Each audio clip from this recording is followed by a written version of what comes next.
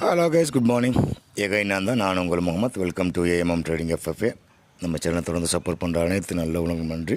இதே ஆதரவு எப்போ கொடுப்பேன் நம்புகிறேன். ஸோ இன்றைக்கி 4th December இல்லையா, தேர்ஸ்டே, வியாழக்கிழமை, சென்செக்ஸோட எக்ஸ்பைரி.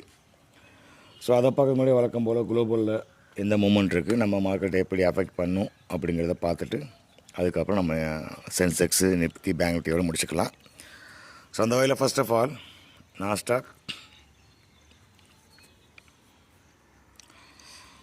நாஸ்டாக் அந்த 650க்கு மேலே ட்ராவல் பண்ணணும் கைஸ். 2-3 நாளாகவே வந்து ஒரே இடத்துல ஆடிக்கிட்டே இருக்காங்க. இது 4 hour கண்டில் தெரியுதா, பெரிய செல்லிங். நேற்றுலாம் ஒரே கண்ணில் அடித்து இறக்கியிருக்காங்க.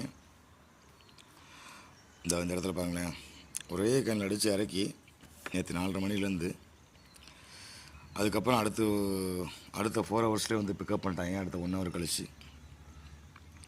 பட் இன்னும் வால்யூம் பத்தலை. ஸோ அந்த 650க்கு மேலே ட்ராவல் கொடுத்து இந்த 800க்கு மேலே அவன் க்ளோஸ் கொடுத்தா மட்டும்தான் ஃபர்தர் வந்து அப்சைடு போகும் நாஸ்டாக்கை பொறுத்தளவுக்கு. சரி, அப்படி பார்த்தா அப்போ கீழே வந்துடுமா அப்படின்னு கேட்டிங்கன்னா இல்லை. இந்த கீழே ஒரு சின்ன ஒரு பாக்ஸ் இருக்கு இல்லையா, அந்த 500 பாக்ஸ், அது கொஞ்சம் ஹெவி. 24,520 to 24,500 550. இந்த ரேஞ்சு, இந்த ஒரு 30 பாயிண்ட் 25 பாயிண்ட் இருக்கு இல்லையா, இந்த ரேஞ்சுக்குள்ளே எங்கேயா வேணாலும் வண்டியை திருப்பலாம். ஸோ அந்த ஒரு கான்செப்டில் தான் வண்டி நிற்கிது. அதை உடச்சா மட்டும்தான் ஃபர்தர் வந்து ஃபால் எதிர்பார்க்க முடியும். அதுவும் பெரிய ஃபாலாக இருக்கும். மேலே 650 உடச்சிட்டாங்க அப்படின்னா ஃபர்தர் அப்சைடு போகிறதுக்கு பாசிபிலிட்டிஸ் அதிகம். ஏன்னா இப்போ மிடில் நிற்கிது வண்டி. ஆல்ரெடி என் பாட்டம் அவுட்டில் தான் வந்திருக்கான், தெரியுதா. 23,850 தான் வந்து பிக்கப் ஆகி வந்துக்கிட்டு இருக்கு. ஸோ இங்கே ஒரு சின்ன கன்சல்டேஷன் ஆகிட்டுருக்கு. அதை பற்றி ஃபீல் பண்ண வேண்டிய அவசியம் இல்லை. கண்டிப்பாக மேல் நோக்கி தான் போகிறதுக்கு பாசிபிலிட்டிஸ் இருக்க மாதிரி தான் எனக்கு தெரியுது. உங்களுக்கு எப்படி தெரியுங்கிறத கமெண்டில் சொல்லுங்கள்.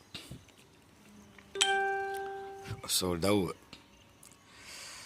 டவ் ஜோன்ஸ் சேம் அதே தான்.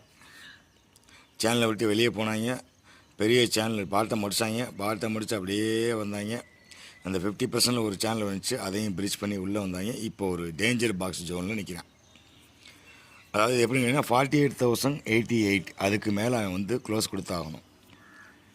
அப்படி இல்லை அப்படின்னா 47,767 கீழே க்ளோஸ் கொடுத்தாகணும். இது ரெண்டில் எதாவது நடந்தால் மட்டும்தான் ஃபர்தர் மூமெண்ட் கிடைக்கும்.